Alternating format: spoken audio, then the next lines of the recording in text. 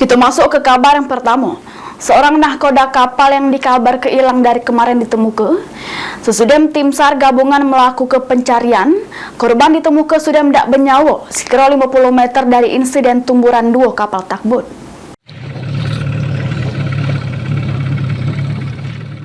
Di hari kedua pencarian tim SAR gabungan terhadap nahkoda kapal Jasa Karya akhirnya membuahkan hasil.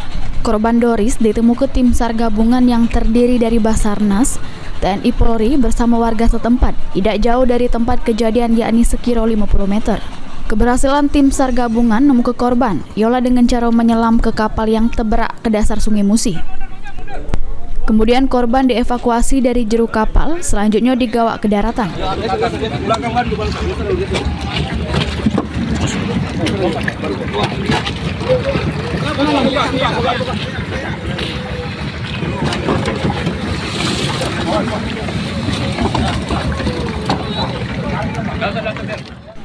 Kasih Operasi Basarnas Palembang, Manca Waranto nyebutke, korban ditemukan di jero ruang kemudi takbut Jasa Karya Terberak, lebih tepatnya di Selo Pintu.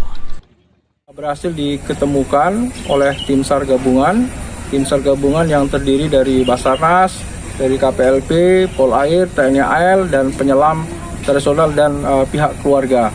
Posisi korban diketemukan yaitu di dalam ruang kemudi takbut yang tenggelam. Ya, posisinya dia itu di sela-sela pintu. Selanjutnya, korban digawa ke Rumah Sakit Bayangkara Muhammad Hasan Palembang.